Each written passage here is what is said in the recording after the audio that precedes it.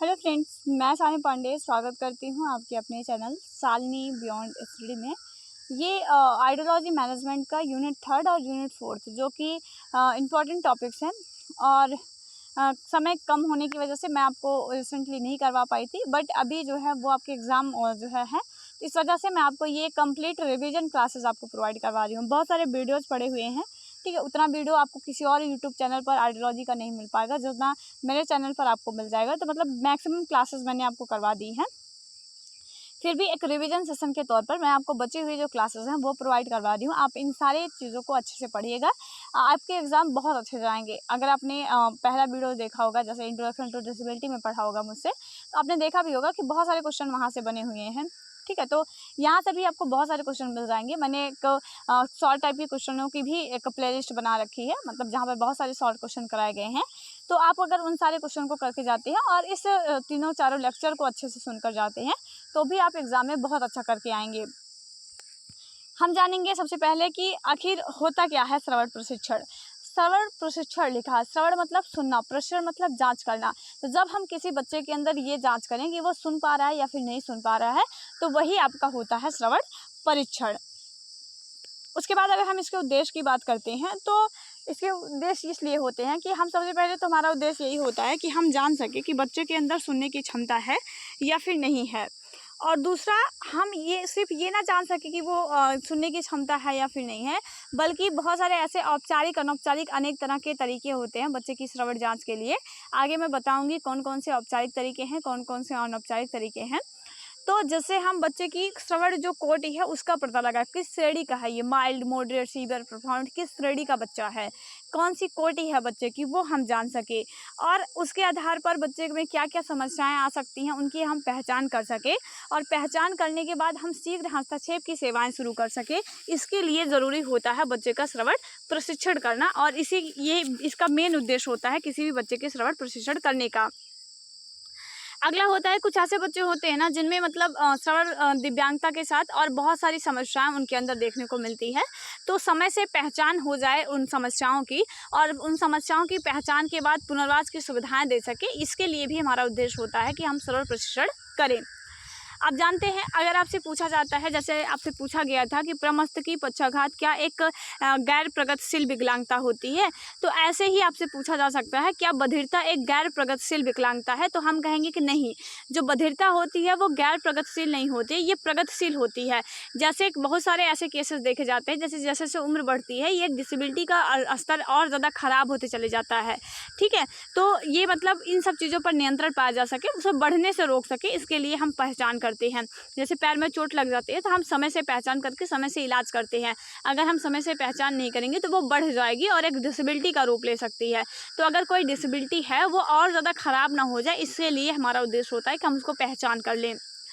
बच्चे की शीघ्र परीक्षण द्वारा उसमें जो अवशेष श्रवण क्षमता है उसको समझा जा सके, उसका उपयोग किया जा सके। आप जानते हैं हर बच्चे के अंदर कितना भी वो मतलब हियरिंग लॉस का शिकार होगा, चाहे माइल्ड का, मॉडरेट का, सीवियर तक होगा।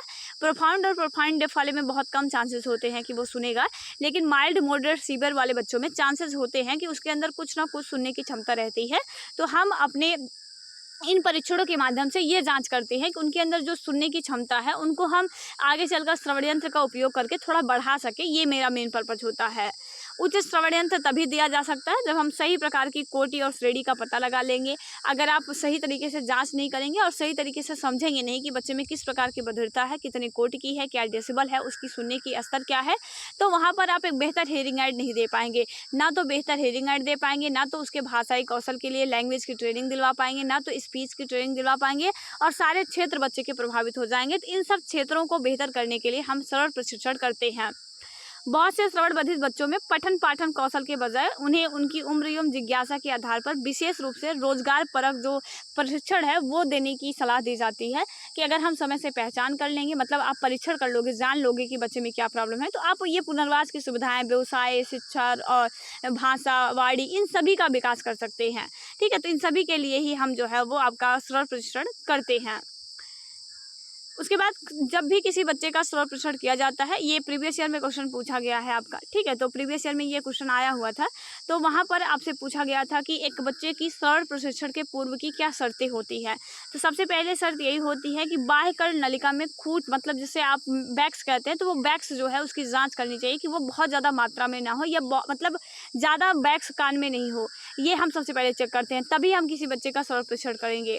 कान के पर्दे की स्थिति की हम परख करते हैं। कान से रक्त या मवाद के बहने की परख करते हैं कि बहुत ज़्यादा रक्त, मवाद ये सब ना बहे। लगातार कान में दर्द बना रहता है तो उस स्थिति में भी नहीं किया जाता है। ये जो स्थितियां बताई जा रही हैं, अगर हम किसी बच्चे की स्वर परीक्षण करते हैं तो पहले इन सारी स्थितियों का हम निदान करते हैं, मतलब इन सारी स्थितियों के कारणों का पता लगाएंगे, उपचार की प्रक्रियाएं देंगे। उसके बाद जो है फिर हम अपना अगला स्टेप अपनाएंगे, बच्चे की जो है वो पहचान करेंगे, ठीक है। पहले अगर ये सब चीज़ें बच्चे में होती है तो उसको ठीक किया जाता है, तभी हम स्वर परीक्षण करते हैं। वंशागत समस्या, संक्रमण, चोट, इन सब चीज़ों का पता लगाया जाता है और उचित तरह से विशेषज्ञ के द्वारा भेजकर इनका समाधान किया जाता है। जब समाधान हो जाता है तभी हम जो होते हैं वो स्वर प्रशिक्षण दे रहे होते हैं। अब हम बात करते हैं कितने टाइप के स्वर प्रशिक्षण होते हैं। तो ये अलग अलग टाइप्स के होते हैं, जिनमें 2 मुख्य होता है, अनौपचारिक होता है, दूसरा औपचारिक होता है। अनौपचारिक की बात करते हैं, जहाँ पर ये बहुत प्राचीनतम विधियों में से एक होती है। इसमें क्या होता है कि अगर हम इसमें बात करते हैं अनौपचारिक मेथड में, यहाँ पर जांच जो होती है वो अप्रत्यक्ष रूप से किया जाता है। शिशुओं के साथ, वयस्कों के साथ कुछ अनौपचारिक तरीके होते हैं, उन्हीं के माध्यम से कर लिया जाता है। मतलब जैसे घर का कोई बड़ा बुजुर्ग है जो थोड़ा जानकार है, वो बता दे कि बच्चे नहीं सुन पा रहे हैं, या फिर जो आपके हम बात कर सकते हैं कि यह विशेषज्ञ, मतलब कोई भी है, जैसे डॉक्टर भी कोई है, तो वहाँ पर वो यंत्रों का प्रयोग ना करे, बिना यंत्रों के प्रयोग से वो बच्चे को बता दे, तो वहाँ पर क्या होता है कि वो आपके अनौपचारिक में जो है वो आपके आ जाते हैं। उसके बाद आपका अलग अलग असेसमेंट होता है। चलिए देखते हैं, जितना इंपॉर्टेंट होगा आपके लिए वो सारी चीज़ें आपको यहाँ पर बताई जाएंगी।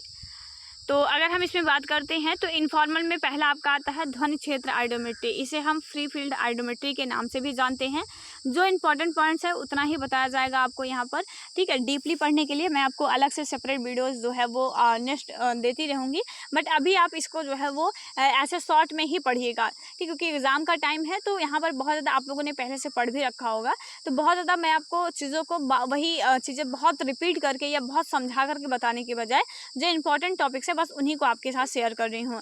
तो ध्यान रखिएगा, ध्वनि क्षेत्र आइडोमेट्री को ही हम फ्री फील्ड आइडोमेट्री भी कहते हैं।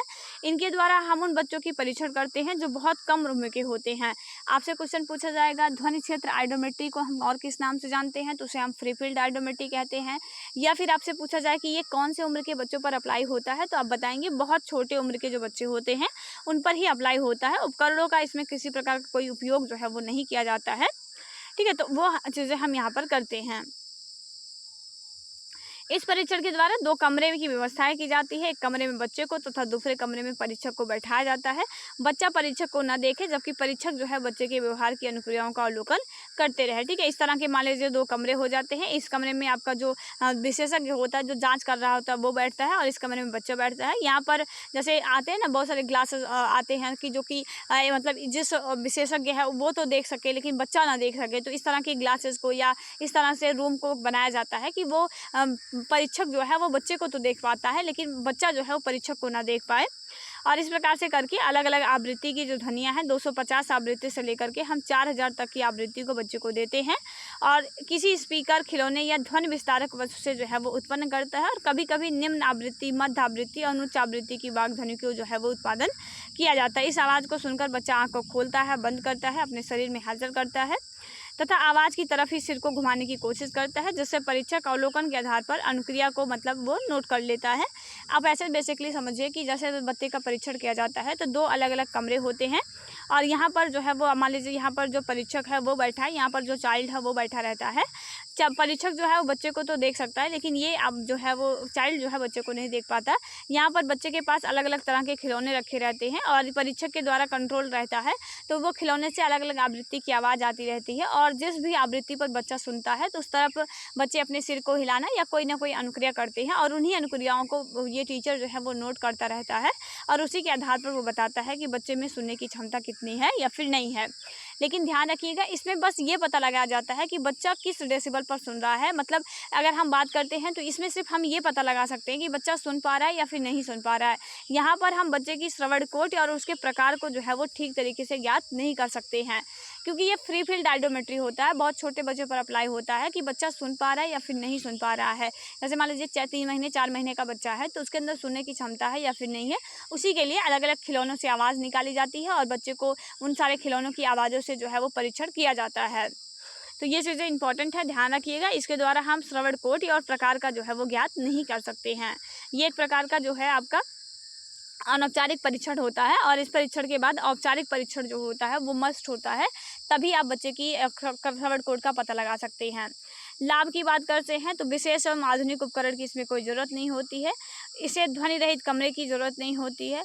बहुत कम से कम समय में ये किया जा सकता है। उच्च डिग्री धारक की जो है वो ज़रूरत नहीं होती है, कोई भी कर सकता है। बहुत ज़्यादा मतलब बहुत ऐसा नहीं है कि बहुत विशेषज्ञ होंगी तो ही कर पाएंगे। और यह सिर्फ ना केवल श्रवण बाधित बल्कि बहुविकलांग, मानसिक मंद, स्वलीन बच्चों की श्रवण संवेदना की जाँच करने में उपयोगी होता है, कि ये सब इतना जाँच करता है कि बच्चा सुन पा रहा है या फिर नहीं सुन पा रहा है। और इसमें सेवार्थी का कम से कम सहयोग रहने पर भी जो जांच की प्रक्रिया है वो पूरी कर ली जाती हैं। सीमाओं की बात करते हैं तो समय बर्बाद होता है, सही तरीके से पता ही नहीं चल पाता। बस ये पता चलता है कि सुन पा रहा है या फिर नहीं सुन पा रहा है। ये नहीं पता चल पाता कि कितना डेसिबल पर है, क्या प्रकार है, वो सब चीज़ें यहाँ पर नहीं पता चल पाती हैं। ठीक है। और एक बड़ी सीमा यह है कि इस परीक्षण के बाद बच्चे का औपचारिक परीक्षण वो करवाना ही पड़ता है। उसके बाद आपका VRA होता है, जिसे आप विजुअल रेनफोर्समेंट आइडोमेट्री कहते हैं। दृश्य पुनर्वलन श्रवण प्रशिक्षण होता है, जिसे हम कोरा के नाम से भी जानते हैं, जिसे कंडीशन और ओरिएंटेशन रिस्पॉन्स आइडोमेट्री भी कहा जाता है। ठीक है, आपसे पूछा जा सकता है कोरा क्या होता है, तो ये चीज़ें ध्यान रखेंगे। और ये परीक्षण जो है वो 6 माह से 3 वर्ष तक के जो मानसिक मंद, सेरेब्रल पाल्सी, बहुविकलांग बच्चों के साथ श्रवण बाधित बच्चों पर भी अप्लाई किया जाता है। तो यहाँ पर इम्पोर्टेंट वाली बात क्या है कि इसे हम कोरा के नाम से जानते हैं। जो VRA होता है वो कोरा के नाम से भी हम उसे जानते हैं। मतलब दोनों लगभग एक ही होते हैं, मतलब एक ही हैं, इनको अलग अलग नाम से जाना जाता है। ये 6 माह से लेकर के 3 वर्ष तक के बच्चे जो होते हैं उन पर अप्लाई किया जाता है। और मानसिक मंद, बहुविकलांग, इन बच्चों के पर भी जो है उनकी श्रवण संवेदना की जाँच के लिए हम अप्लाई कर सकते हैं। ये भी लगभग जो फ्री फील्ड आइडोमेट्री होता है उसी की तरह का एक परीक्षण होता है। इसमें श्रव्य के साथ दृश्य की भी जो है प्रस्तुति किया जाता है और दृश्य श्रव्य की दिशा की तरफ बच्चा अपना सिर घुमाता है एवं अन्य अनुक्रिया जो है वो व्यक्त करता है। परीक्षक उसे प्रत्येक चरण पर जो है वो पुनर्बलन प्रदान करते हैं। पुनर्बलन का मतलब है कोई टॉफी दे दिया या कोई भी मोटिवेशन कोई चीज़ उनको बोल दी, तो इस तरह से वो कोई ना कोई पुनर्बलन देता रहता है। और इस प्रकार से जितने बार बच्चा ध्वनि से खुश होता है वो अपना सिर ध्वनि के स्रोत की ओर घुमाता है। परीक्षक उतने बार कोई चमकती खिलौना जो है वो बच्चे के पुरस्कार के रूप में उसे दे रहा होता है। देखिए इसमें क्या होता है, पूरी तरह से 2 कमरे होते हैं और उन जैसे फ्री फील्ड होता है उसी तरह का होता है, बट इसमें जो रेनफोर्समेंट होता है वो यहाँ पर ऐड हो जाता है कि बच्चे को किसी कंडीशनल चीज़ों में जो है वो बंद करके बच्चे को चीज़ें करवाने का प्रयास किया जाता है। तो इसे हम कंडीशनल रिस्पॉन्स ऑटोमेट्री के नाम से भी जो है वो जानते हैं। तो ये चीज़ें जिन्हें आप ध्यान रखेंगे। ठीक है, वही सेम इसके भी, क्योंकि फ्री फील्ड आइडोमेट्री की तरफ है तो लाभ तो यही होते हैं कि बहुत ज़्यादा डिग्री धारक की ज़रूरत नहीं होती है, आधुनिक उपकरण की ज़रूरत नहीं है, ध्वनि रहित कमरे की ज़रूरत नहीं है। ठीक है, और अगर हम औपचारिक जांच जो है उपलब्ध नहीं होता है तो वहाँ के लिए ये थोड़ा उपयोगी हो जाता है। और अगर इसमें बात करते हैं तो बच्चों का परीक्षण मतलब जो परीक्षण करना मुश्किल होता है उनका भी परीक्षण जो हम इसके माध्यम से कर सकते हैं। ठीक है, जो बहुविकलांग बच्चे हैं, सेरेब्रल पाल्सी वाले बच्चे हैं, मानसिक मंद बच्चे हैं, तो उनका भी परीक्षण किया जा सकता है, तो इसलिए थोड़ा लाभदायक होता है। लेकिन हर चीज़ के सिक्के के 2 पहलुओं, कुछ लाभ तो कुछ हानियाँ भी होती हैं। सीमाएँ होती हैं कि एकांत संबंधित दोष की सही जानकारी नहीं मिल पाती है। ये तो पता चल जाता है कि सुन पा रहा है, क्योंकि औपचारिक परीक्षण में जो अनौपचारिक परीक्षण है ना, वहाँ पर हम सिर्फ यही जान सकते हैं कि बच्चा सुन पा रहा है या फिर नहीं सुन पा रहा है। पूरी तरह से डिटेल जानकारी नहीं मिल पाती है। तो इस तरह के इसके कुछ जो है वो दोष होते हैं। बच्चों के आकलन में पक्षपात हो सकता है जो विश्वसनीयता को भंग कर सकता है। ठीक है, तो उसके बाद हम बात करते हैं औपचारिक परीक्षण की। औपचारिक परीक्षण जो कि वैध होता है, औपचारिक परीक्षण के आधार पर ही जो UDID कार्ड होता है वो वितरित किए जाते हैं। किसी प्रकार के अनौपचारिक परीक्षण के आधार पर कोई भी कार्ड बच्चों को नहीं दिया जाता है। तो जो भी UDID कार्ड बनाया जाता है बच्चे का, वो औपचारिक परीक्षण के बाद ही बनाया जाता है। उपकरणों की ज़रूरत होती है, एक मानक, एक स्टैंडर्ड निर्धारित होता है, उसी स्टैंडर्ड पर जाकर के फिर बच्चे का परीक्षण किया जाता है। इसमें 2 प्रकार के होते हैं, एक व्यक्तिनिष्ठ होता है, एक वस्तुनिष्ठ होता है। व्यक्तिनिष्ठ मतलब जहाँ पर व्यक्ति की उपस्थिति अनिवार्य हो, व्यक्ति की सक्रियता ज़रूरत हो, वो आपका व्यक्तिगत होता है। वस्तुनिष्ठ होता है जहाँ पर व्यक्तियों की सक्रियता बहुत मायने न रखती हो, बच्चे के बिना सक्रिय हुए भी उपस्थित तो होगा बच्चा, लेकिन सक्रियता इतना इम्पोर्टेंट नहीं होती है। तो व्यक्तिनिष्ठ और प्रशिक्षण वो होते हैं जिनमें बच्चे सेवार्थी की सहभागिता अधिक से अधिक होती है, मतलब ऐसा सहयोग जिसमें बच्चा बिना बच्चे के हम नहीं कर सकते हैं, इसे हम व्यक्तिगत कहते हैं। कुछ व्यक्तिगत स्वर प्रशिक्षण के नाम दिए गए हैं जिन्हें आप ध्यान रखेंगे, जैसे ट्यूनिंग फोर टेस्ट होता है, प्योर टोन ऑडियोमेट्री होती है, कंडीशनल ऑडियोमेट्री होती है और स्पीच ऑडियोमेट्री होती है। ठीक है, तो ये चीज़ें आप ध्यान रखेंगे। ये जो आप अभी अनुबंधन ऑडियोमेट्री देख रहे हैं ना, ये कोरा वाला ऑडियोमेट्री ही है, बस उसका थोड़ा एडवांस वर्जन होता है। जैसे चीज़ें मान लीजिए पहले चीज़ें ठीक नहीं थी, लेकिन अगर आप मेरे पहले की वीडियो देखेंगे तो उसमें बहुत ज़्यादा कमियां हो सकती हैं, बट धीरे धीरे जैसे जैसे मैं इस क्षेत्र में काम कर रही हूँ, थोड़ा प्रोग्रेस भी मुझे भी दिख रहा है। तो सेम ऐसे ही था कि जैसे जब कोरा आया था ना, तो कोरा में कुछ कमियां थी, जिसको क्योंकि वो एक प्रकार का अनौपचारिक परीक्षण था, तो वहाँ पर कुछ कमियां थी, उसको सुधारने के लिए औपचारिक परीक्षण का कुछ इस्तेमाल किया गया, उसी को हम अनुबंधन ऑडियोमेट्री भी कहते हैं। ठीक है, तो ये चीज़ें ध्यान रखेंगे। उसके बाद स्पीच ऑडियोमेट्री होता है, एक एक करके सारी चीज़ों को पढ़ रहे होंगे। तो ट्यूनिंग फोर क्या होता है? ट्यूनिंग फोर औपचारिक परीक्षण का एक उपकरण होता है, इस तरह का एक यंत्र होता है ट्यूनिंग फोर। और इसमें हम क्या करते हैं, ये विज्ञान विषय के विद्यार्थी जो स्वरित द्विभुज होता है, वही आपका ट्यूनिंग फोर जो होता है, मतलब स्वरित द्विभुज की तरह ही ये जो है आपका काम करता है, उसे हम ट्यूनिंग फोर के नाम से जानते हैं। ये उपकरण जो है वो इसमें अलग अलग आवृत्ति मतलब अलग अलग आकार, अलग अलग आवृत्ति वाले होते हैं। यह आवृत्ति 256 से लेकर के 512, 1024, 2048, मतलब अलग अलग आवृत्ति, मतलब अलग अलग आवृत्ति की ध्वनियों को यहाँ पर बच्चों को दिया जाता है। सबसे कम 256 दिया जा सकता है, सबसे ज़्यादा 4096 दिया जा सकता है। आपसे पूछा जा सकता है कि ट्यूनिंग फोर टेस्ट के माध्यम से सबसे कम आवृत्ति की ध्वनियाँ कितनी दे सकते हैं हम किसी बच्चे को, तो ध्यान रखिएगा 256 दे सकते हैं। अधिकतम की बात करेगा तो वहाँ पर हम 4096 दे सकते हैं। इंपॉर्टेंट पॉइंट है, ध्यान रखिएगा इन सब चीज़ों को।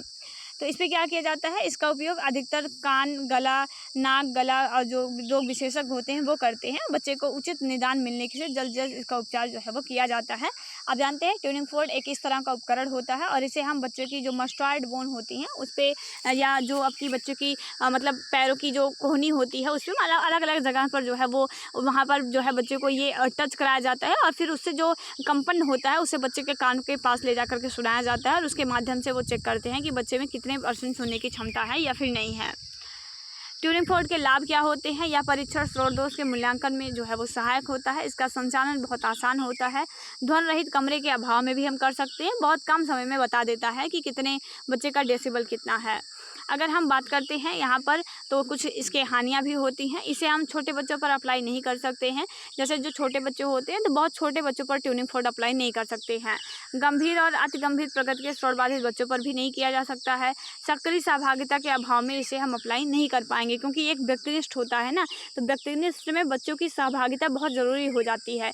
और अगर कोई ऐसा बच्चा है जैसे वो सहभागिता नहीं दे रहा है या बता नहीं पा रहा है सही तरीके से, तो वहाँ पर हम नहीं कर सकते हैं।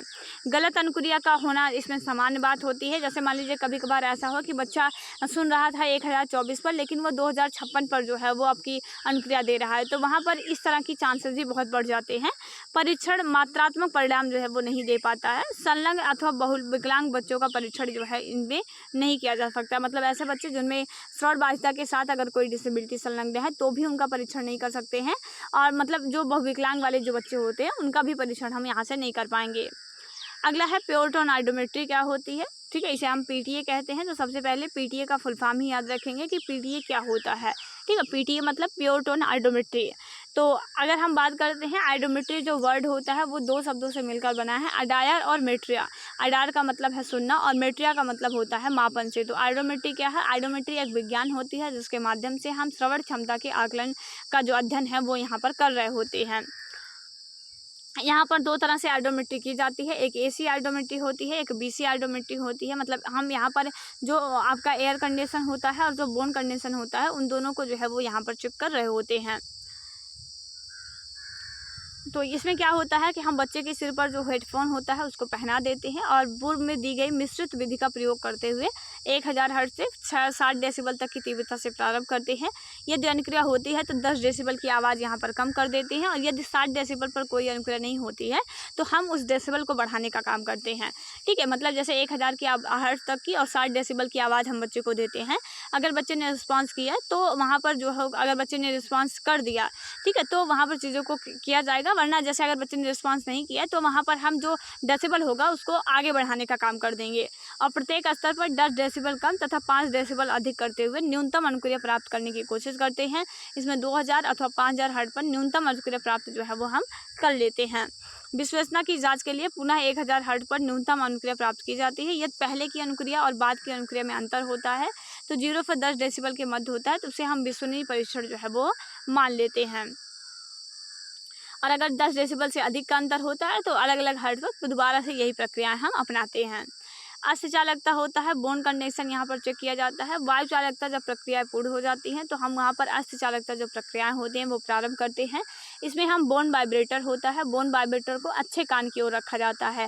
यहाँ से क्वेश्चन क्या बनेगा, यहाँ से पूछ सकता है कि जो आपका वायु चालकता या अस्थि श्रवण पृष्ठ होता है वहाँ पर जो बोन वाइब्रेटर होता है उसे खराब कान की तरफ या अच्छे कान की तरफ रखा जाता है। तो आप ध्यान देंगे यहाँ पर जो अच्छा कान होता है उसकी तरफ हम बोन वाइब्रेटर को रखते हैं, और कान पर बोन वाइब्रेटर रखकर वायु चालकता की तरह 1000 से 2000, 2000 से 500 हर्ट्ज तक की अनुक्रियाओं को प्राप्त करते हैं। परंतु जटिल अवस्था में 250 से लेकर के 4000 हर्ट्ज तक की आवृत्ति क्रमशः मतलब प्राप्त की जाती है, और शुद्ध तान औसत ज्ञात की जाती है, जिससे व्यक्ति की बधिरता की कोटि एवं प्रकार का शुद्ध जो आकलन है वो कर लिया जाता है।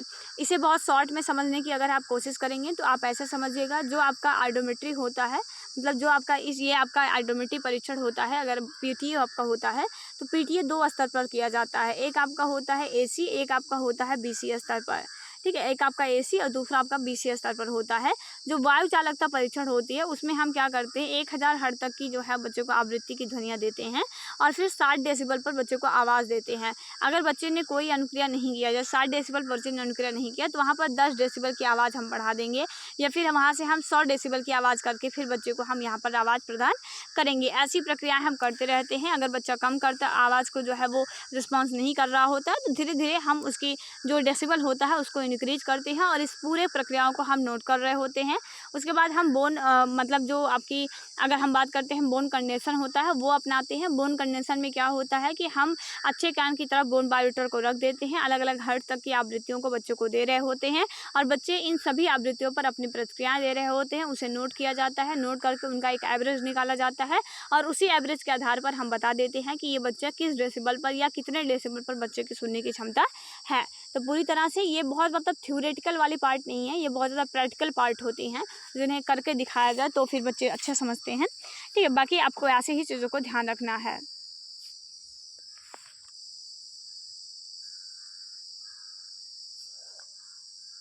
उसके बाद आपका है शुद्ध तान आइडोमेट्री के क्या लाभ होते हैं। तो इसमें श्रवण शास्त्री एवं कान रोग विशेषज्ञ द्वारा योजना निर्माण एवं चिकित्सा व्यवस्था में ये लाभप्रद होता है। यह परीक्षण बच्चे के श्रवण क्षमता के उपयुक्त चुनाव में जो है वो सहायक होता है। यह परीक्षण जो है वो विश्वसनीय एवं वैध होने से सर्ववर्तमान होता है। अगर आप पीटीए कराकर किसी बच्चे का ले जाते हैं तो वो हर जगह मान्य होगा, कोई उसे नकार नहीं सकता। तो पीटीए के आधार पर जो यूडीआईडी कार्ड्स होते हैं या किसी भी बच्चे को जो सुविधाएं देने का काम होता है वो सारा हम कर सकते हैं। श्रवण कोड, श्रवण के प्रकार सभी का आकलन यहाँ पर किया जाता है। एक एग्जैक्ट डाटा जो है वो आपको प्रदान करता है। इस परीक्षण के माध्यम से व्यावसायिक पुनर्वास कर्मी एवं अनुसंधानकर्ता को वितरण तैयार करने और उपचार संबंधी योजना निर्माण में जो है वो सहायता मिल जाती है।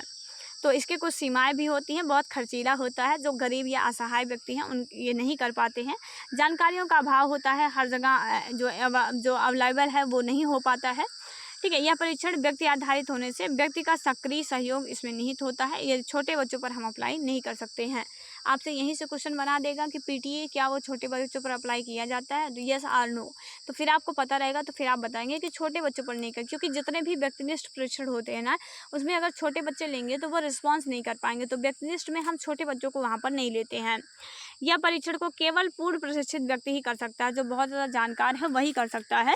और इसको निष्पादित करने के लिए एक आइडोमीटर जो होता है उसकी ज़रूरत होती है। अगर आइडोमीटर नहीं है तो यहाँ पर हम ठीक तरीके से जो है वो परीक्षण नहीं कर पाएंगे। और इस परीक्षण का निदान सिर्फ ध्वनि रहित कमरे में ही किया जा सकता है, तो बहुत खर्चीला होता है, असहाय लोग नहीं कर पाते हैं। मतलब असहाय का मतलब है जिनको जानकारी नहीं है, वो लोग ये परीक्षण अप्लाई नहीं करवा पाते हैं, या धन की बहुत ज़रूरत होती है। तो ये कुछ रीज़न होते हैं जिनकी वजह से ये उतना ज़्यादा आपका बेनिफिशियल भी नहीं होता है, बट काम बहुत अच्छा करता है। उसके बाद आपका कंडीशनिंग आइडोमेट्री होता है। तो कंडीशनिंग आइडोमेट्री यह आइडोमेट्री की तरह ही होता है। आइडोमेट्री का उपयोग इसमें किया जाता है, परंतु यह उन बच्चों के लिए होता है जिनकी उम्र जो है वो 6 माह से 2 वर्ष तक की है। जैसे कोरा में आपने पढ़ा था ना, तो कोरा में क्या था, 6 माह से लेकर 2 वर्ष तक के बच्चों की जाती है। ठीक है। और इन बच्चों की श्रवण क्षमता का परीक्षण जो पीटीए द्वारा नहीं किया जा सकता है, क्योंकि आप जानते हैं कि जो छोटे बच्चे होते हैं उनका परीक्षण हम छोटे बच्चे होते हैं तो पीटीए के माध्यम से, प्योर टोन आइडोमेट्री के माध्यम से हम उनका परीक्षण नहीं कर पाते हैं। तो ऐसे बच्चों के लिए जिनका परीक्षण हम पीटीए के माध्यम से नहीं कर पाते हैं, उन्हीं के लिए आपका होता है कंडीशनिंग आइडोमेट्री, जिसे हम अनुबंधन आइडोमेट्री के नाम से जानते हैं। ठीक है, इसको आप स्क्रिप्ट कर सकते हैं। जब अब इस टाइम हमारा एग्ज़ाम है तो यहाँ पर एग्ज़ाम के पॉइंट ऑफ व्यू से हम इसे थोड़ा स्क्रिप्ट करके रख सकते हैं। इसे हम प्ले आइडोमेट्री के नाम से जानते हैं। जिस प्रकार से कोरा में किया जाता है, मतलब जो VRA होता है आपका विजुअल रेनफोर्समेंट आइडोमेट्री होता है, और वो सेम जो है यहाँ पर भी उसी प्रकार से यहाँ पर किया जाता है।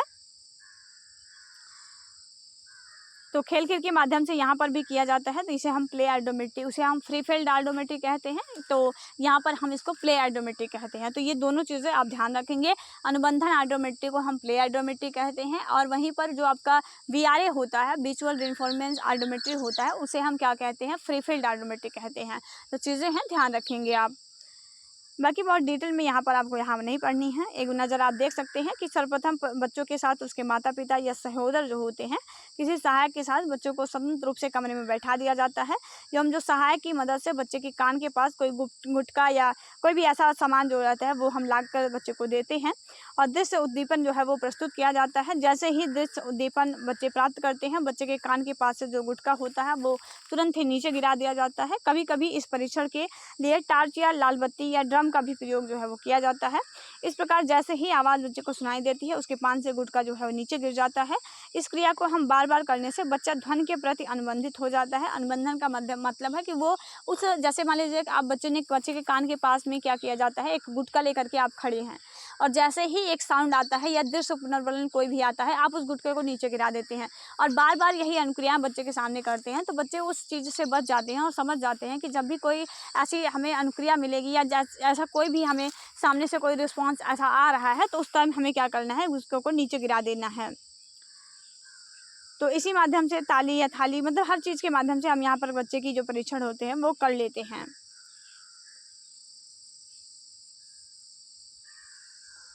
और अगर हम बात करते हैं लाभ के बारे में, तो बच्चे को बिना किसी परेशानी के इसमें किया जा सकता है। बच्चे की शांत वातावरण में किया जाता है। सुनने के साथ सीखने का भी इसमें विकास होता है।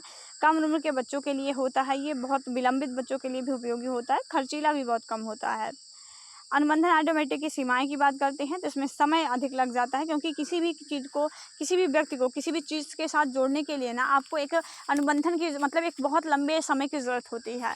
तो जैसे मान लीजिए अभी आप मेरे साथ जुड़े हुए हैं, तो आपने ऐसे ही रिसेंटली आप मेरे साथ नहीं जुड़ गए, आपने बहुत सारी चीज़ों को देखा होगा, आपको लगा होगा कि हाँ ये चीज़ें इंपॉर्टेंट है, फिर आप मेरे साथ जुड़ रहे हैं। तो आपके जुड़ाव में और मेरे और आपके जुड़ाव में एक लंबा टाइम पीरियड लग गया होगा। हो सकता है कि आज आपने कोई वीडियो देखा, आपको ना पसंद आए, फिर आप सोच समझ रहे हैं कि हाँ ये चीज़ें मेरे लिए इंपॉर्टेंट है, फिर आप धीरे धीरे करके उन चीज़ों के साथ जुड़ रहे होते हैं।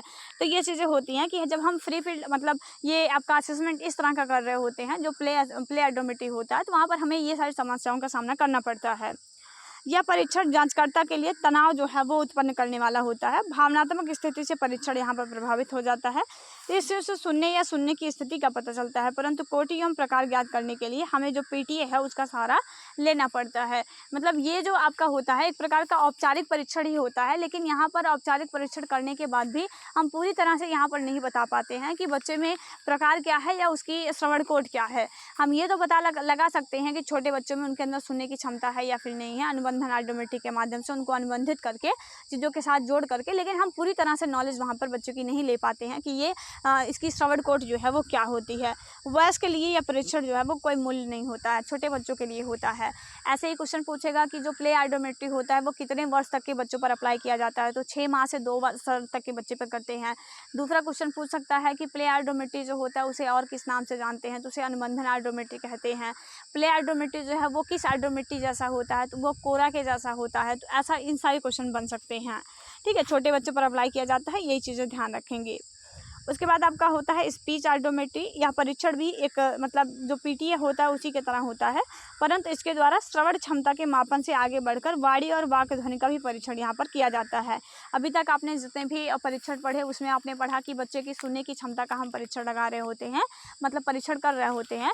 लेकिन यहाँ पर आप देखेंगे वाक आइडोमेट्री में क्या होता है कि हम बच्चे की सिर्फ ये नहीं पता लगा कि वो सुन पा रहा है या फिर नहीं सुन पा रहा है, उसकी जो स्पीच होती है उसका भी परीक्षण हम यहाँ पर कर रहे होते हैं।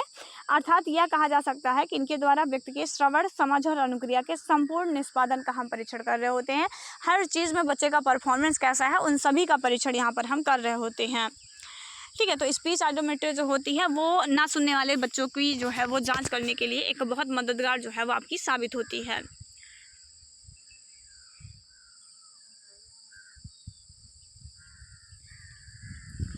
आइडोमीटर जो होता है वो एक तरह का ऐसा साधारण मशीन सा होता है। ठीक है, और इसमें आकर्षक जो हेडफोन होता है उसका इस्तेमाल और माइक्रोफोन जो होता है इसमें लगा होता है। हेडफोन को हम बच्चे के सिर पर लगा देते हैं और दूसरी तरफ जो आपका जांच करने वाला होता है वो निर्देश देता है, और जब कोई व्यक्ति या ध्वनि उसे कान में सुनाई पड़ती है तो वाक ध्वनि को वो दोहराना या लिख करके जो है वो व्यक्त करता है, या उसी आइडोमीटर में एक आपकी जो है वो आइडोमीटर में उसे एक बटन लगी होती है।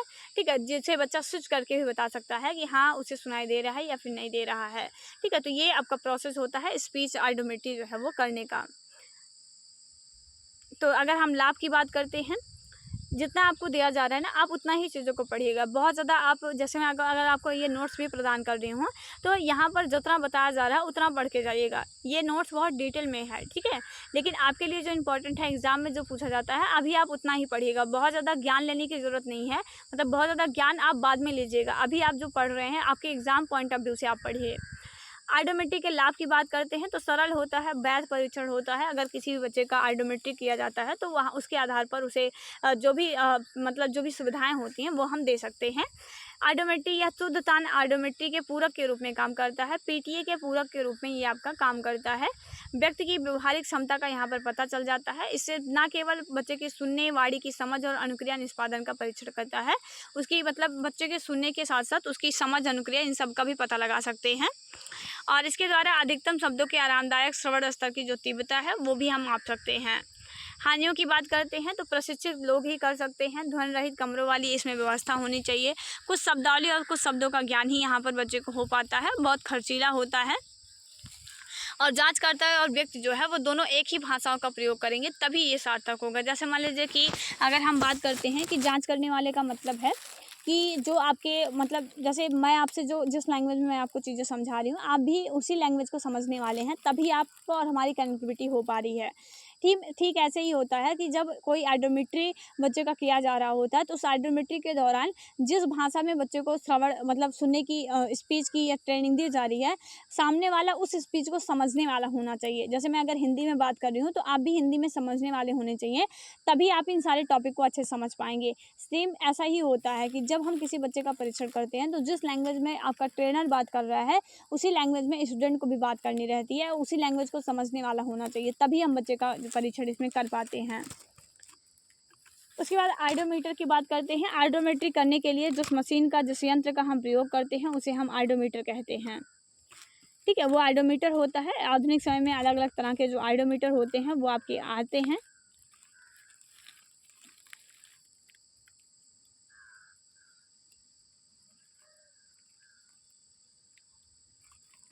चलिए ये 2 पेज एक साथ ऐड हो गए हैं।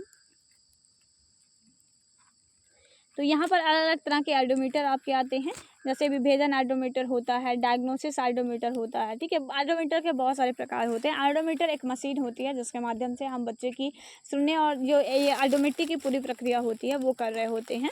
तो अलग अलग तरह के आइडोमीटर होते हैं। किसी बड़ी संख्या में श्रवण बाधित बच्चों को अलग करना, उसके द्वारा सिर्फ श्रवण दोष की उपस्थिति या अनुपस्थिति का पता लगाने के लिए हम विभेदन आइडोमीटर जो है वो प्रदान करते हैं। मतलब बच्चा सुन पा रहा है या नहीं सुन पा रहा है, उसके लिए विभेदन आइडोमीटर होता है। नैदानिक आइडोमीटर होता है जब हम बच्चे की कोटि और प्रकार जानने के लिए आइडोमीटर का उपयोग करते हैं, तो वह नैदानिक आइडोमीटर होता है। मानक आधारित परीक्षण ये आपका होता है। हस्तचलित होता है, जैसे हम हाथ से संचालित कर सकते हैं, अधिक समय लगता है इसमें। स्वचालित होता है जो खुद से रेगुलेट होता है, खुद से काम करता है, लेकिन कम से कम समय लेता है आपका। समूह आइडोमेट्री होता है जहाँ पर हम एक समूह में, बड़ी समूह में इनको अप्लाई कर सकते हैं, वो समूह आइडोमेट्री का प्रकार होता है। तो ऐसे बहुत सारे प्रकार हैं आपके आइडोमेट्री के, ठीक है। तो आइडोमेट्री के बहुत सारे प्रकार होते हैं, आइडोमेट्री की बहुत सारी विधियाँ होती हैं, आरोही विधि, अवरोही विधि। अभी एग्जाम पॉइंट ऑफ व्यू से ये इंपॉर्टेंट नहीं है, तो फिर इन सब चीज़ों को फिर हम छोड़कर ही चलते हैं।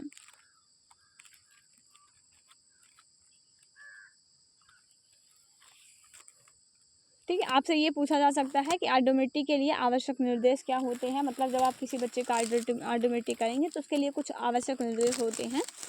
तो आइडोमेट्री करते समय परीक्षक बच्चे या व्यक्ति को आवश्यक निर्देश देता है, जैसे परीक्षण विश्वसनीय तरीके से जो है वो प्राप्त किया जा सके। जो जांचकर्ता होता है वो बच्चे को बताता है कि आप कान के ऊपर आकर्षक पहनाया जाएगा और इस आकर्षक द्वारा आपको सीटी जैसी आवाज़ सुनाई पड़ेगी।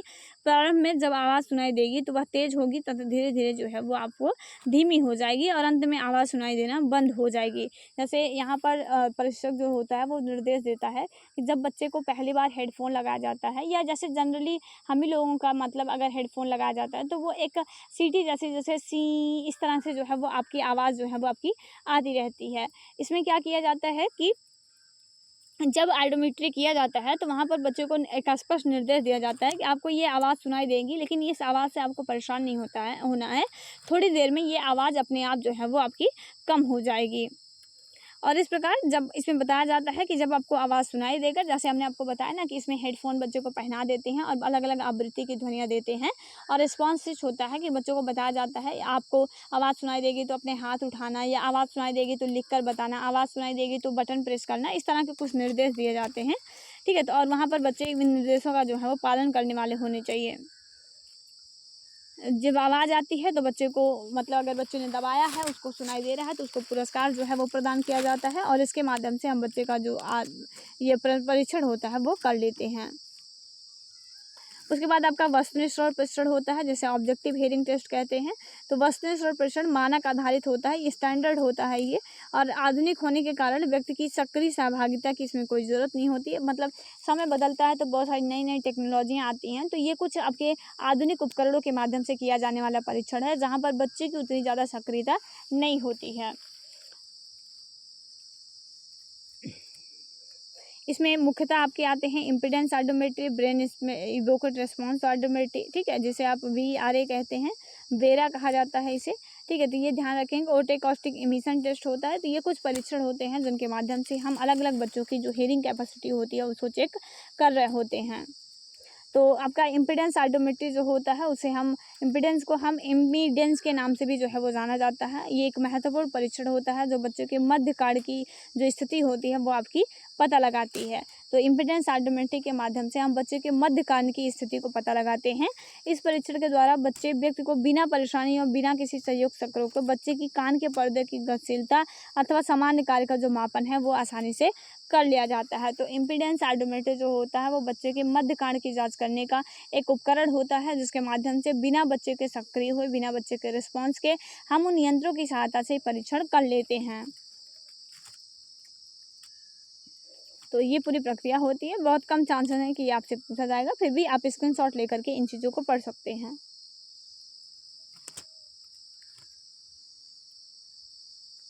ठीक है, तो आप ये स्क्रीनशॉट ले सकते हैं। स्क्रीनशॉट लेकर के आप इन चीज़ों को पढ़ लीजिएगा। अलग अलग तरह के परीक्षण होते हैं, type A, type B, type C। अब इसके लाभ और हानियों के बारे में बात करते हैं। तो परीक्षण वैध है और विश्वसनीय होता है और ये जो परीक्षण होता है वो मध्य कर्ण की अस्थियों एवं कान के पर्दे की क्रियाशीलता जो है उसके संबंध में शुद्ध जानकारी जो है प्रदान करता है। समय की बचत होती है, बहुत कम समय में हम इसको निष्पादित कर सकते हैं, बहुत कम समय पर हम बच्चे का आकलन कर सकते हैं। उम्र संलग्न और विकलांग बच्चों के लिए उपयोगी होता है। बहुत संभावित जो सुधार होता है वो व्यक्त करने में आसानी होती है। अगर हम हानियों की बात करते हैं, कुछ विशेष परिस्थितियों में जैसे दूध पीते समय, चबाते समय, रोते समय हम नहीं कर सकते हैं। बच्चे की सहभागिता ज़रूरी नहीं होती है, लेकिन कुछ ऐसे कंडीशन होते हैं जिनकी स्थिति में नहीं किया जा सकता है। थोड़ा अगर महंगा होने से आम आदमी के पहुंच से ये बाहर हो जाता है। निष्पादित करने के लिए बिल्कुल शांत वातावरण की ज़रूरत हो जाती है। देखभाल एवं विशेष रूप से कान में लगने वाली नली की साफ सफाई नियमित रूप से इसमें करनी पड़ती है। और कभी कभार शांत करने के लिए जो है वो हम इसमें दवा का भी इस्तेमाल किया जाता है बच्चे को निष्क्रिय करने के लिए, ताकि वो ज़्यादा उछल कूद ना कर सके, हाथ पैर ना मार सके। इसके लिए हम उसको निष्क्रिय भी करके उसका इलाज करते हैं इसमें। उसके बाद बेरा होता है, ब्रेन स्टेन रिवोकेट रिस्पॉन्स ऑटोमेटिक होता है। सबसे पहले तो बेरा क्या होता है उसके फुल फॉर्म को ही याद रखेंगे, ठीक है। अगर हम इसमें बात करते हैं तो कुछ विषयों में इसे ब्रेन ऑडिटरी इवोकेट पोटेंशियल जो है BSEP का भी, तथा ऑडिटरी ब्रेन स्पॉट रिस्पॉन्स जो है वो भी नाम देते हैं, ठीक है। तो ऑडिटरी ब्रेन स्पॉट रिस्पॉन्स एक प्रकार का ऐसा इलेक्ट्रॉनिक यंत्र है जो श्रवण दोष की जांच एवं उस व्यक्ति या समुदाय का करने के लिए उपयोग किया जाता है, जिसका परीक्षण जो है बहुत कठिन होता है। और जिन बच्चों का परीक्षण हम अन्य उपकरणों के माध्यम से नहीं कर सकते हैं, तो उनका परीक्षण हम इसमें कर सकते हैं। इस प्रकार की समुदाय में नवजात शिशु, संलग्न समस्या वाले एवं बधिरांध बच्चे भी जो है वो आपके आते हैं। इन बच्चों का भी परीक्षण जो है वो इन चीज़ों के माध्यम से हम यहाँ पर कर सकते हैं, ठीक है। बाकी पूरी प्रक्रिया को पढ़ने के लिए आप स्क्रीनशॉट ले सकते हैं। स्क्रीनशॉट लेकर के आप इन सारी प्रक्रियाओं को पढ़ लीजिएगा। अगर हम बात करते हैं इसके क्या लाभ होते हैं, तो बहुत ही वैध एवं विश्वसनीय परीक्षण होता है। कान नाक गला विशेषज्ञ पुनर्वास कर्मियों के लिए विशेषकर मददगार होता है। बच्चे का कोई भी शारीरिक नुकसान यहाँ पर नहीं होता है। इस परीक्षण में बच्चे की सहभागिता की आवश्यकता बिल्कुल भी नहीं होती है। बहुत बड़ी विशेषता है कि ये छोटे से छोटे बच्चे पर भी और अलग अलग तरह की समस्या समाधान बच्चे पर भी हम अप्लाई जो है इसे आसानी से कर पाते हैं, और शीघ्र पहचान में ये बहुत इस्तेमाल किया जाता है। अगर हम बात करते हैं इसके हानियों के बारे में, तो बिल्कुल शांत कमरा या ध्वनि रहित कमरे की आवश्यकता होती है। इस परीक्षण को केवल जो विशिष्ट प्रशिक्षित व्यवसायिक हैं वही कर सकते हैं। महंगा होता है, परीक्षण बहुत कम उपलब्धता होती है, ठीक है। बहुत रेयर केसेस में किसी सेंटर्स पे देखने को मिल जाते हैं। लापरवाही से गलत रिपोर्ट की संभावना होती है। 250 से 2000 हर्ट्ज तक की आवृत्तियों को या श्रवण क्षमता का मापन नहीं माप सकता है। इस परीक्षण को शांत रखने के लिए जो मेडिसिन है उसकी भी ज़रूरत हो जाती है। उसके बाद ऑकस्टिक इमिशन टेस्ट होता है, ठीक है, OE होता है आपका।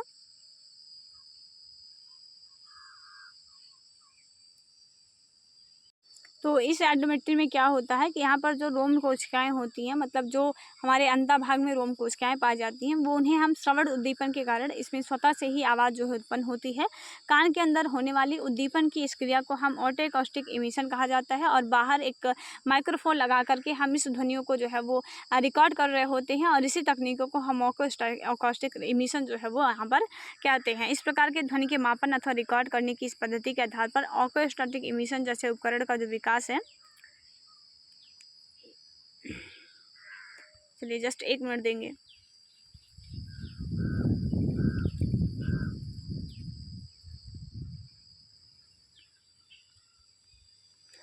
ये अपने आप में बहुत बड़ा और बहुत ब्रॉड जो है ये आपका पूरा सिलेबस है। इसे ऐसे जनरली करवा पाना जो है वो उतना पॉसिबल नहीं हो पाता, फिर भी कोशिश की जा रही है। जितने पेजेस आपके साथ करवा दिए जाएंगे, जितना पॉसिबल हो सकता है उतना पेजेस हम आपके साथ करवा देंगे।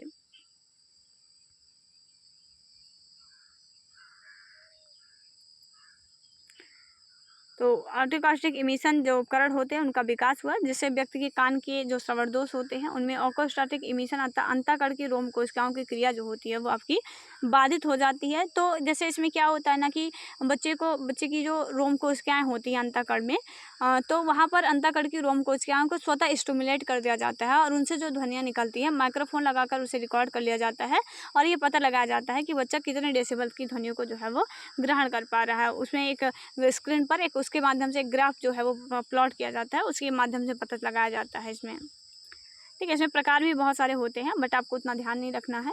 ऑक्यूसिटी इमिशन के लाभ के बारे में बात करते हैं तो बहुत विश्वसनीय होता है, जो है छोटे बच्चों के परीक्षण हम कर सकते हैं, बहुत कम समय लेता है, सहभागिता की कोई ज़रूरत नहीं होती है, किसी प्रकार की कोई शारीरिक क्षति इसमें नहीं होती है।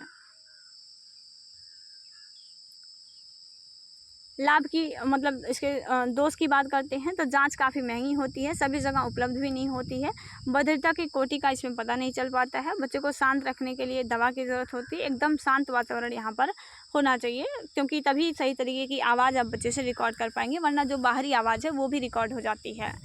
आइडियोग्राम कई बार आपसे पूछा गया है, आइडियोग्राम क्या होता है? तो जो ये श्रवण संवेदना होती है, इसको रेखांकित करने के लिए हम एक ग्राफ पर इन चीज़ों को दर्शा देते हैं।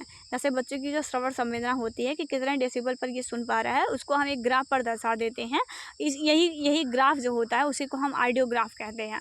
मतलब आइडियो मतलब ध्वनि और ग्राफ मतलब जो हम बच्चे की ध्वनियों को एक ग्राफ पर हम प्लॉट कर देते हैं, उसी को आइडियोग्राफ कहते हैं। तो आइडियो का अर्थ होता है आपका जो है वो श्रवण संवेदना, और ग्राफ का अर्थ है रेखा चित्रण। तो इस प्रकार आइडियोग्राम का अर्थ होता है श्रवण संवेदना का रेखा चित्रण। जो आपका श्रवण संवेदना है उसको हम एक चित्र के माध्यम से, एक रेखा चित्र के माध्यम से प्रदर्शित कर रहे हैं, उसी को हम आइडियोग्राम कहते हैं। ठीक है, तो मीडियम और लेस के अनुसार बहुत इंपॉर्टेंट है, कई बार पूछा गया है आइडियोग्राम क्या होता है। तो आइडियोग्राम एक ऐसा लिखित रिकॉर्ड होता है जो किसी व्यक्ति की श्रवण संवेदना स्तर की माप सुनिश्चित आवृत्तियों पर शुद्ध ध्वनि के साथ प्राप्त आंकड़ों को रेखाचित्र के रूप में जो है वो प्रदर्शित करता है। आइडियोग्राम प्राप्त करने की कुछ विधियां होती हैं, आपके लिए उतना इंपॉर्टेंट नहीं है, तो फिर आप इन चीज़ों को छोड़ भी सकते हैं। ठीक है, ये आपके लिए इंपॉर्टेंट है, ये ध्यान देंगे आप। कई बार पूछा गया है कि अगर हम एयर कंडीशन कर रहे हैं, वहाँ पर अगर हम रेड शो कर रहे हैं, ठीक है, तो ये अनमार्क को दिखाता है, और जैसे राइट आपका जो साइड होता है उसमें हम रेड को शो कर रहे होते हैं, और लेफ्ट जो होता है वहाँ पर ब्लू जो होता है, ब्लू कलर का इस्तेमाल कर रहे होते हैं। ठीक है, ये कई बार आपसे पूछा गया है, तो इन चीज़ों को ध्यान रखेंगे। आर याद रख सकते हैं, जैसे आर मतलब अगर राइट कान में है तो रेड कलर का इस्तेमाल करेंगे, और लेफ्ट कान में है तो हम जो है वो आपके ब्लू कलर का इस्तेमाल करते हैं बच्चे की श्रवण संवेदना को दर्शाने के लिए। तो ये चीज़ें हैं, इन्हें आप ध्यान रखेंगे। बाकी इसमें बहुत ज़्यादा इंपॉर्टेंट चीज़ें आपके लिए नहीं होती हैं।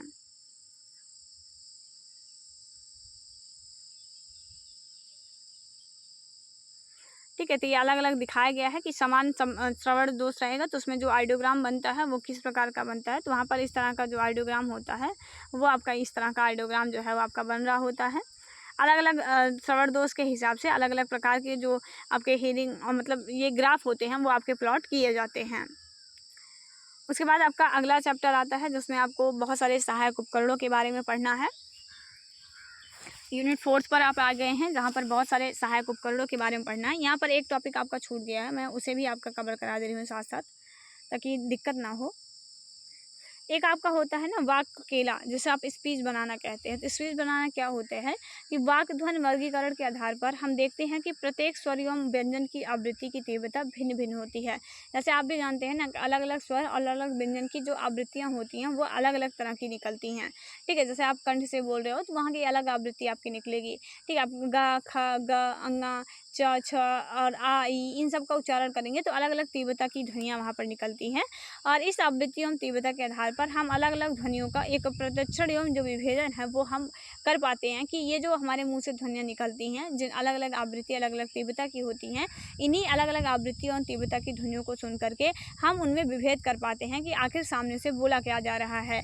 और एक श्रवणबाधित बालक इन ध्वनियों की मूल आवृत्ति एवं तीव्रता पर स्पष्ट रूप से सुनने और समझने में अक्षम होता है। एक बच्चा जो होता है वो इन ध्वनियों को, इन अलग अलग आवृत्ति और तीव्रता की ध्वनियों को सुनने में असमर्थ मतलब सक्षम नहीं हो पाता है, जिसके आधार पर हम एक बच्चे की श्रवण क्षमता जो निश्चित श्रवण क्षति होने पर, या अगर हम बात करते हैं तो यहाँ पर क्या किया जाता है कि एक अध्ययन के आधार पर जो वाग ध्वनियों की वास्तविक स्थिति है उसको दर्शाया जाता है, जिसके आधार पर हम एक बच्चे की निश्चित श्रवण क्षति होने पर जो है वो ध्वनि को वो सुनता है, कितनी ध्वनि को सुनता है, कितना नहीं सुनता है, इसको हम आकलन कर पाते हैं। और जैसे हम अगर बात करते हैं, ये यहाँ से बहुत इंपॉर्टेंट है आपका, ये कई बार पूछा गया है कि 1 किलोमीटर दूरी से वार्तालाप किया जाए तो वाणी की जो तीव्रता होती है वो लगभग 60 से 65 डेसिबल तक की होती है। जैसे कोई व्यक्ति है अगर वो 1 मीटर की दूरी पर बात कर रहा है तो वहाँ पर जो वो बोल रहा होगा उसका डेसिबल अगर हम निकालेंगे तो करीब मतलब ये एक एवरेज दिया गया है कि 60 से 65 डेसिबल तक की जो ध्वनि का दबाव होता है वो पड़ता है। अगर वो फुसफुसाहट की आवाज़ निकाल रहा है तो वहाँ पर 35 डेसिबल की जो आवाज़ें होती हैं वो वहाँ पर आ रही होती हैं। ठीक है, यहाँ पर वो मेंशन भी होगा। और नहीं मेंशन है तो आप ध्यान रखिएगा, जो फुसफुसाहट की आवाज़ होती है वहाँ पर 35 डेसिबल होता है, और अगर 1 मीटर से कोई बोल रहा है तो करीबन 60 और 65 डेसिबल तक की ध्वनियों को जो है वो प्रोड्यूस कर रहा होता है। तो इन्हीं को क्या किया जाता है, ये जो आपकी ध्वनियाँ होती हैं ये अलग अलग आकार और अलग अलग आकृतियों को जो है वो आपका दर्शाया जाता है, जो एक विशेष आकार का रूप ले लेती हैं, जो इस तरह से एक केले का आकार जो होता है, ठीक है, मुझे तो उतना अच्छे से बनाना भी नहीं आता है, तो ये जो होता है इस प्रकार से एक केले का जो आकार होता है वो यहाँ पर जो है वो आपकी ले लेती हैं। और जहाँ पर अगर हम बात करते हैं तो वही आपका जो ये केले की आकार ले लेता है, इसी को हम वाक केला कहते हैं। मतलब बच्चे की अलग अलग आवृत्तियाँ, अलग अलग जो ध्वनियाँ तीव्रताएँ होती हैं उनको हम एक ग्राफ पर प्लॉट करते हैं, तो वो एक केले का, जिस तरीके से ये आप देख रहे हैं इसी तरह का एक केले का आकार वो जो है आपकी ले लेती है, इसी को हम जो है वो वाक केला कहते हैं। यहाँ पर पूछा जाता है कि इसमें हम किस किस प्रकार की ध्वनियों को जो है वो हम मेजर कर सकते हैं, तो इसमें जो होती हैं उच्च तीव्रता की, निम्न तीव्रता की, उच्च आवृत्ति, निम्न आवृत्ति, घोष, अघोष, संघर्षी, अल्पप्राण, महाप्राण, ठीक है, इन सब चीज़ों की ध्वनियाँ जो होती हैं उनका हम यहाँ पर प्रदर्शन जो है वो करते हैं। तो ये इंपॉर्टेंट लाइन है, इन्हें आप ध्यान रखेंगे। तो आपके सिलेबस में है ये, किस प्रकार से उसका इंटरप्रेशन किया जाता है वो भी आपके सिलेबस में है, तो इन चीज़ों को ध्यान रखिएगा। ठीक है, ये नीचे दिया गया है कि अगर हम फुसफुसाहट की लिए बात करते हैं तो 30 डेसिबल की ध्वनि दाब स्तर की आवश्यकता जो होती है वो आपकी रहती है। अगर जनरली बात कर रहे हैं 1 मीटर की दूरी पर है तो 60 से 65 डेसिबल की वहाँ पर तीव्रता की ज़रूरत होती है। तो ये चीज़ें ध्यान रखेंगे। 30 डेसिबल जब कोई फुसफुसाहट की आवाज़ से बात कर रहा है, जैसे बहुत पास में बैठा है, ठीक है, और वो वहाँ पर बात कर रहा है, तो वहाँ पर 30 डेसिबल तक की जो ध्वनियाँ होती हैं वो आपकी यहाँ पर होती हैं। ठीक है, 30 से 35 डेसिबल ये आपका रेंज करता है। ठीक, कभी 30 डेसिबल, कभी 35 डेसिबल तक है, मतलब 30 से 35 एवरेज रहता है, ये आपका डेसिबल होता है। उसके बाद आपका आपने स्वर प्रतिशत पढ़ ही लिया है। नेक्स्ट आपका बात करते हैं, तो यहाँ पर आपको अलग अलग तरह के जो हीरिंग एड्स है उनके बारे में पढ़ना है। थोड़ा थोड़ा हम यहाँ पर आपको हीरिंग एड्स के बारे में भी जानकारी दे देते हैं, ताकि जो इंपॉर्टेंट पॉइंट्स हैं वो आपके यहाँ पर कवर हो जाएँ। तो क्या होते हैं आपके असिस्टेड लिसनिंग डिवाइसेस, जिसे आप श्रवण यंत्र कहते हैं। तो श्रवण यंत्र जो होता है वो एक मशीन होती है जो ध्वनि को प्रवर्धित करती है, मतलब ध्वनि की तीव्रता को, आवृत्ति को बढ़ाने का काम करती है और बधिर बच्चों को सुनने में मदद करती है। वही जो यंत्र होता है उसे हम श्रवण यंत्र कहते हैं। तो डेम्सी के अनुसार परिभाषा दी गई है कि एक ऐसा उपकरण जो बैटरी या विद्युत द्वारा संचालित हो, मतलब जिसके संचालन के लिए करंट की जरूरत होती है, और यह श्रवण बाधित बच्चे की श्रवण प्रक्रिया को आसान बनाता है, सुनने की प्रक्रियाओं को आसान बनाए, उसे हम श्रवण यंत्र कहते हैं। श्रवण यंत्र की बहुत सारी विशेषताएं होती है, उसमें आवृत्ति अनुक्रिया होती है, मतलब श्रवण यंत्र जो होता है वो इसकी विशेषता होती है कि सभी आवृत्ति पर उससे मिलने वाली अनुक्रिया एक समान नहीं होती हैं और सभी आवृत्ति पर एक जैसी आवाज़ सुनाई नहीं पड़ती है। इस प्रकार किसी भी श्रवण यंत्र की जांच करके ग्राफ तैयार किया जाता है, जिससे स्पष्ट हो जाता है कि आमूलक श्रवण यंत्र किस आवृत्ति, किस तीव्रता की ध्वनियाँ जो है इस श्रवण यंत्र के माध्यम से सुनाई देंगे। अगला इसमें प्रवर्धन क्षमता होती है, आवाज़ को बढ़ाने की गुण जो होता है वो आपके श्रवण यंत्रों में पाया जाता है। तीव्रता वृद्धि विशेषता होती है, मतलब किसी भी श्रवण यंत्र की यह भी विशेषता है कि बोली गई आवाज़ और दी गई आवाज़, ठीक है, दोनों द्वारा सुनी गई आवाज़ की तीव्रता में अंतर होता है। श्रवण यंत्र क्या करता है, आवाज़ की तीव्रता को बढ़ाने का काम करता है। जैसे एक व्यक्ति द्वारा बोली गई आवाज़, जैसे एक नॉर्मल बोली गई आवाज़ और श्रवण यंत्र में पढ़ने के बाद जो व्यक्ति को सुनाई देगी उस आवाज़ में, दोनों में आपको अंतर देखने को मिलता है, जिसे हम तीव्रता वृद्धि जो होती है वो आपकी कहते हैं। मतलब यदि किसी वक्ता द्वारा दी गई ध्वनि की तीव्रता माइक्रोफोन पर 50 डेसिबल है तथा रिसीवर पर 80 डेसिबल मापी जाती है, तो श्रवण यंत्र की जो तीव्रता होगी वो 30 डेसिबल की उसमें जो होगी वो वृद्धि आपको देखने को मिल पाएगी। तो श्रवण यंत्र की श्रेणी के आधार पर उनकी तीव्रता अलग अलग आवृत्ति पर जो है वो आपकी होती है, और इन्हीं आवृत्ति और तीव्रता की आवाज़ की ध्वनियों को जो है वो मतलब बच्चे अपने हिसाब से उन चीज़ों को एडजस्ट कर रहे होते हैं।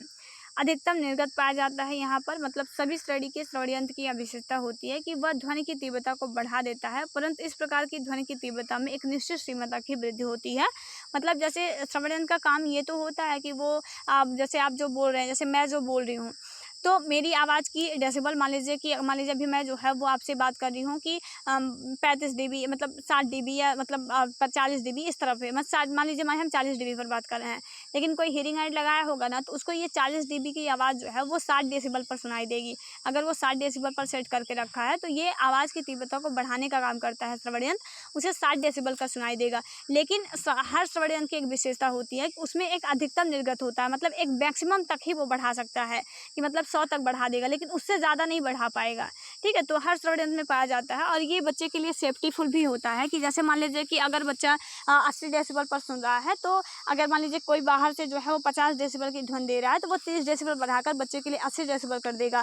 लेकिन अगर ऐसा हो कि वो बहुत ज़्यादा बढ़ाने लग जाए, तो ऐसा कोई बच्चा होगा जो 70 डेसिबल पर सुन ले रहा था, लेकिन अगर श्रवण यंत्र उसे 120 डेसिबल कर देगा, तो बच्चे की श्रवण हास जो होनी चाहिए थी वो भी खराब हो जाएगी। तो इसके लिए हर श्रवण यंत्र में होता है एक मैक्सिमम उसमें आउटपुट आपका देखने को मिलता है। बैटरी कंपार्टमेंट होता है, ये कंपल्सरी नहीं होता है कि हर श्रवण यंत्र में हो, लेकिन जनरलता बहुत सारे श्रवण यंत्र में होता है। इसकी साइज, इसके आकार समय के हिसाब से बदलते रहते हैं। इसमें स्वतः तीव्रता लाभ नियंत्रण होता है, ऑटोमेटिक गेन कंट्रोल होता है। मतलब श्रवण यंत्र की यह विशेषता होती है कि इसमें स्वतः आवाज़ में वृद्धि और नियंत्रण जो होता है वो आपका होता है, जिससे उपयोग करने वाला आसानी होता है। तो ये आपकी कुछ विशेषताएं होती हैं हर प्रकार के श्रवण यंत्र की। बहुत सारे पार्ट्स होते हैं श्रवण यंत्र के, जैसे माइक्रोफोन होता है, ठीक है। तो सबसे पहले अगर हम इसमें बात करते हैं तो आपका माइक्रोफोन होता है। यह श्रवण यंत्र का एक ऐसा भाग होता है जो बाह्य वातावरण की ध्वनियों को एकत्रित करता है और एकत्रित किए गए ध्वनि की ऊर्जा को विद्युत ऊर्जा में जो है वो आपका परिवर्तित करने का काम करता है। तो माइक्रोफोन क्या करता है, यह जो होता है वो ध्वनि ऊर्जा को विद्युत ऊर्जा में बदलने का काम करता है। तो आपसे पूछा जा सकता है कि माइक्रोफोन क्या काम करता है। तो माइक्रोफोन जो होता है वो जो बाह्य वातावरण की ध्वनियों को एकत्रित करता है आपका, और जो ये आवृत्ति की ध्वनियाँ होती हैं, मतलब ये इसको क्या करता है कि ध्वनि ऊर्जा को विद्युत ऊर्जा में कन्वर्ट करने का काम करता है। और इस श्रवण यंत्र में विभिन्न प्रकार के माइक्रोफोन जो पिन होते हैं उनका उपयोग किया जाता है। उसके बाद एम्पलीफायर आता है। एम्पलीफायर आवाज़ की जो कमज़ोर तीव्रता की आवाज़ रहती है उनको बढ़ाने का काम करता है, एम्पलीफाई करने का काम करता है आपका, ठीक है। यह माइक्रोफोन द्वारा प्राप्त कमज़ोर या निम्न ऊर्जा वाले वैद्युत संकेतों को शक्तिशाली वैद्युत संकेत में परिवर्तित करने का काम करता है आपका, जिससे एक प्रॉपर आवाज़ बच्चे के कान तक पहुँच सके, इसके लिए काम करता है। उसके बाद रिसीवर होता है जो आवाज़ को ग्रहण करने का काम करता है, ठीक है। ये वैद्युत ऊर्जा को ध्वनि ऊर्जा में बदलने का काम करता है। कई बार पूछा गया है कि रिसीवर क्या काम करता है। तो रिसीवर जो बाह्य वातावरण की ध्वनियाँ, मतलब जो माइक्रोफोन या फिर हम बात कर सकते हैं जो एम्पलीफायर से ध्वनियाँ आती हैं, रिसीवर उसे कैच करता है और उस वैद्युत संकेत को ध्वनि के रूप में बदल करके सुनने में हमारी मदद करता है। उसके बाद बैटरी होती है। बैटरी ऊर्जा देने का काम करती है। हमारे जो हेयरिंग एड्स होते हैं उनको ऊर्जा देने का काम बैटरी का होता है। अलग अलग तरह की बैटरियाँ आती हैं। जो पॉकेट लेवल होता है उसमें एल्काइन बैटरी जो होती है वो आपका प्रयोग किया जाता है। तो ये आपके पास श्रवण यंत्र के कुछ ऐसे पार्ट होते हैं जो किसी किसी श्रवण यंत्र में होते हैं, किसी में नहीं होते हैं। जैसे आपने ऊपर पढ़ा ना, माइक्रोफोन, रिसीवर, बैटरी कंपार्टमेंट, ये तो लगभग सभी श्रवण यंत्र में होते हैं।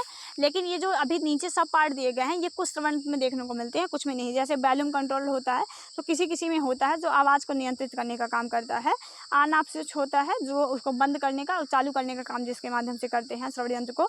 टोन कंट्रोल होता है जिसके माध्यम से हम अलग अलग आवृत्ति की ध्वनियों को जो है वो नियंत्रित करने का काम करते हैं। टेलीकॉइल होता है, ये तांबे की एक कुंडली होती है जिसे हम टेलीकॉइल कहते हैं। उसके बाद आपका कार्ड होता है, ठीक है। ये लंबा, हल्का, मजबूत और लचीला तार होता है। जैसे लीड लगाते हैं तो लीड में एक लंबा तार लगा होता है जिसमें ईयर मोड लगा होता है। ईयर मोड को अपने कान में आप लगाते हैं, ठीक है। तो वो लंबा तार आपका कार्ड कहलाता है। तो अच्छे श्रवण यंत्र में भी होता है। ज़्यादातर पॉकेट लेवल श्रवण यंत्र में ये कार्ड पाया जाता है, सभी में नहीं पाया जाता है।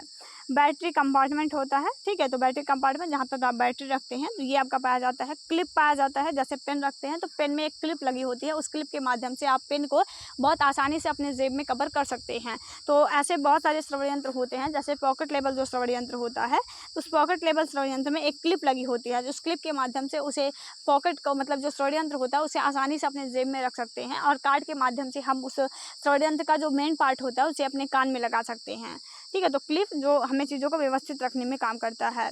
बहुत सारे प्रकार के आपके व्यक्तिगत श्रवण यंत्र होते हैं, बहुत सारे सामूहिक श्रवण यंत्र होते हैं। मैं इस वीडियो लेक्चर में बस आपको नाम बता रही हूँ कौन कौन से सामूहिक हैं, कौन कौन से व्यक्तिगत श्रवण यंत्र हैं। बाकी आप, मैं सारे प्रकार के श्रवण यंत्रों पर मैंने एक सेपरेट वीडियो बना रखा है, आप उन सारे वीडियोज़ को देख लीजिएगा। वीडियो बहुत ज़्यादा हेल्पफुल होंगे आपके लिए, क्लासेस बहुत ज़्यादा लंबी ना हो, ठीक है। तो इस वजह से मैं आपको वो वीडियोज़ मतलब रिकमेंड कर रही हूँ कि आप वो ज़रूर देखें। बाकी इस वीडियो लेक्चर में मैं आपको वो सारे प्रकार के श्रवण यंत्र कौन कौन से व्यक्तिगत हैं, कौन कौन से सामूहिक हैं, वो मैं आपको बता दे रही हूँ। तो अगर हम बात करते हैं व्यक्तिगत श्रवण यंत्रों की, तो व्यक्तिगत मतलब जिसे एक समय में कोई एक पर्सन ही यूज़ कर पाए। जैसे आप एक टी शर्ट लाते हैं तो उसे या तो आप पहनेंगे या तो आपका भाई पहनेगा एक समय में। जैसे मान लीजिए आपको भी 12 बजे कहीं जाना है और आपके भाई को भी 12 बजे कहीं जाना है, तो अगर एक ही टी शर्ट है तो वो टी शर्ट या तो आप पहनेंगे या तो आपके भाई पहनेंगे। मतलब वो व्यक्तिगत है, इंडिविजुअल है, एक समय में कोई एक ही यूज़ कर सकता है। तो अगर कोई ऐसा श्रवण यंत्र हो जिसे एक समय में कोई एक बंदा ही यूज कर पाए तो उसे हम व्यक्तिगत श्रवण यंत्र कहते हैं। जैसे जो पॉकेट लेवल हीयरिंग एड होता है वो व्यक्तिगत श्रवण यंत्र में आता है। इस तरीके का ये श्रवण यंत्र होता है। ये जो तार आप देख रहे हैं इसे हम कार्ड कहते हैं, ठीक है। तो ये कार्ड होता है, इसी में एक जो क्लिप होती है ऐसे पीछे लगी होती है आपका, ठीक है। यहाँ पर एक क्लिप होती है, वो लगी होती है। इस क्लिप के माध्यम से हम अपने जेब में आसानी से कवर कर पाते हैं। तो इस तरह का एक श्रवण यंत्र होता है जिसे पॉकेट लेवल श्रवण यंत्र कहते हैं। कि मैंने सारे करा रखे हैं, आप वीडियो देख लीजिएगा। और उसके बाद बिहाइंड द ईयर होता है, कान के पीछे लगाते हैं। मस्टर्ड जो बोन होती है कान के पीछे, उस पर लगाया जाने वाला श्रवण यंत्र होता है।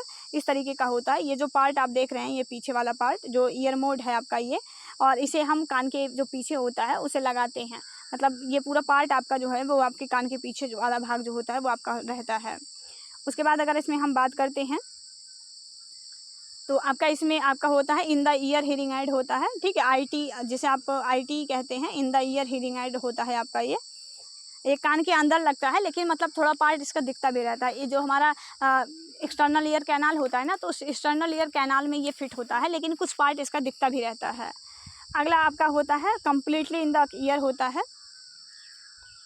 ठीक है। जस्ट वो 2 बार ऐड हो गया है। CIC होता है, कम्प्लीटली इन द ईयर होता है, जो पूरी तरह से हमारे जो कान के पर्दे होते हैं वहाँ पर ये सेट किया जाता है। कान के पर्दे से जस्ट पहले सेट किया जाता है। होता तो ये भी एक्सटर्नल ईयर कैनाल में ही है, लेकिन ये पूरी तरह से विजिबल नहीं होता है। तो ये कम्प्लीटली जो होता है वो कान के अंदर फिट होता है।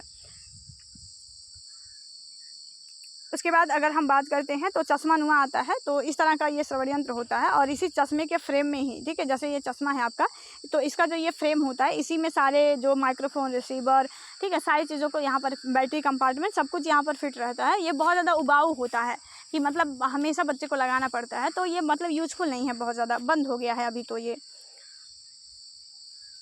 ठीक है। और इसमें बहुत सारे आपके और सारे जो है आपके हीयरिंग एड्स आते हैं, तो जो आपके लिए इम्पोर्टेंट है उतना ही आपको बताया जा रहा है। उसके बाद सामूहिक श्रवण यंत्र आता है, जिससे एक समय में कई सारे लोग कनेक्ट करके आपस में जो है वो आपकी यूज़ कर सकते हैं। जैसे हार्डवेयर सिस्टम होता है, क्लासरूम में लगाया जाता है। ये सब कक्षाओं के लिए होता है हार्डवेयर सिस्टम। इस तरह की क्लासेस होती हैं। तो ऐसे मान लीजिए ये बच्चे बैठे हैं, 6 से 7 बच्चे यहाँ पर बैठे रहते हैं, बीच में टीचर रहता है, और सभी टीचर के तार से जो है वो कनेक्टेड रहते हैं। इस तरह से एक जाल फैला रहता है पूरे कमरे में, इसीलिए इसे हार्डवेयर सिस्टम कहते हैं। मैंने सारे करा रखे हैं, आप देखिएगा एक बार वीडियोज़ को। उसके बाद इंडक्शन लूप सिस्टम होता है। इंडक्शन लूप सिस्टम भी एक हार्डवेयर सिस्टम होता है आपका। उसके बाद एफएम मॉड्यूलेशन सिस्टम होता है, इसे हम एफएम सिस्टम कहते हैं। एफएम सिस्टम आपका होता है, जैसे टेलीविज़न चलता है आपका ना, टेलीविज़न या ट्रांजिस्टर, ये सब चीज़ें चलती हैं, उसी के माध्यम से काम करने वाले श्रेणी होता है। वायरलेस होता है ये।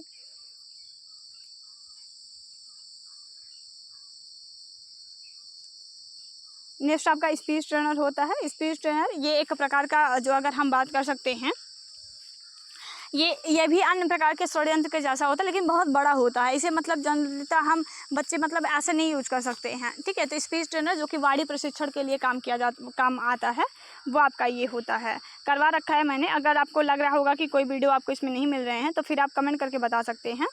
तो उसके बाद कोकलिया इम्प्लांट होता है। मैंने कोकलिया इम्प्लांट को ही बहुत अच्छे से करा रखा है, ठीक है। तो मैं आपको सारे वीडियोज़ की जो है वो लगभग लिंक प्रोवाइड करवा दूँगी इसी डिस्क्रिप्शन में। तो 5-5, 10-10 मिनट के वीडियोज़ होंगे, वो आप ज़रूर देख लीजिएगा, ठीक है। उसके बाद कर्ण सांचा आता है। तो कर्ण सांचा ये श्रवण यंत्र का ही एक भाग होता है, जिसे निकाल देने से श्रवण यंत्र की जो उपयोगिता होती है वो खत्म हो जाती है। प्लास्टिक और सिलिकॉन का बना हुआ एक यंत्र होता है आपका कर्ण सांचा, जो श्रवण यंत्र के रिसीवर के जो भाग होता है उससे जुड़ा होता है, ठीक है। जैसे आप लीड लगाते हैं ना, तो लीड का जो सबसे आगे वाला भाग होता है, जो टिप होती है, जैसे एक आप देखेंगे प्लास्टिक का या सिलिकॉन का बना होता है, जिसे आप कान के अंदर डालते हैं, ठीक है। जो एक कोंचा होता है, कोंचा में रख करके काम करते हैं, वो आपको सुनने में मदद करता है। तो वही आपका होता है जो आपका कर्ण सांचा होता है, ठीक है। इसको बनाने में बहुत सारी सामग्रियों का इस्तेमाल किया जाता है। आप इन सामग्रियों को नोट डाउन कर लेंगे और इसे पढ़ने का प्रयास करेंगे। एग्जाम में पूछा जाता है कि कर्ण सांचा को बनाने में इसमें से कौन सी सामग्री उपयोग नहीं की जा सकती है। तो ये सारे रुई होता है, धागा, कागज़, कैंची, पत्ती, रस्सा, ठीक है, नल का जो संग्राहक होता है, रबड़, ये सब चीज़ें इसमें यूज की जाती हैं। तो इन चीज़ों को आप पढ़ लीजिएगा, ठीक है। स्क्रीनशॉट लेकर रख लीजिए और इन चीज़ों को पढ़ लीजिएगा। इसमें प्लास्टर ऑफ पेरिस जो होता है वो एक मुख्य पार्ट होता है, जिसे थोड़ा हार्ड बनाने का काम करता है, ठीक है। जो प्लास्टर ऑफ पेरिस होता है ये इसमें इस्तेमाल किया जाता है। तो ये ध्यान रखेंगे, कई बार पूछा गया है कि क्या कर्ण सांचा को बनाने में प्लास्टर ऑफ पेरिस इस्तेमाल किया जाता है, तो आप ध्यान देंगे कि हाँ किया जाता है, ठीक है। तो ये सारे चीज़ इस्तेमाल किए जाते हैं, ध्यान देंगे इन सब चीज़ों को, ठीक है। बाकी आगे की क्रियाविधि है, कैसे कर्ण साँचा बनाया जाता है, वो आपके लिए इतना इंपॉर्टेंट नहीं है। तो ये पूरा वीडियो लेक्चर है जहाँ पर आप यूनिट 3 यूनिट 4 के जो इंपॉर्टेंट पॉइंट्स थे वो मेरे साथ डिस्कस कर रहे थे। बाकी यूनिट 5 के नोट्स मैंने आपको प्रोवाइड करवा दिए हैं। अगर आपको लग रहा होगा कि यूनिट 5 भी करवा दीजिए तो आप मुझे कमेंट करके बताइएगा, मैं आपको यूनिट 5 के भी वीडियो जो है वो प्रोवाइड करवा दूँगी। तो ये था आप लोगों के लिए मेरा एक प्रयास, ताकि आपके पेपर थोड़े अच्छे निकल जाएँ, ठीक है। वीडियो पसंद आए तो लाइक शेयर ज़रूर कर दीजिएगा, अपने दोस्तों के साथ ज़रूर शेयर करिएगा, ताकि उनको भी थोड़ी सी हेल्प जो है वो मेरी तरफ से मिल सके। तो मिलेंगे एक नया वीडियो में किसी नई जानकारी के साथ। यूनिट 5 अगर आपको लग रहा है कि मैं करवा सकती हूँ, या मतलब मेरे द्वारा करवा कर ही आप समझ सकते हैं, तो कमेंट करिएगा, मैं करवा दूँगी वो सारी चीज़ें।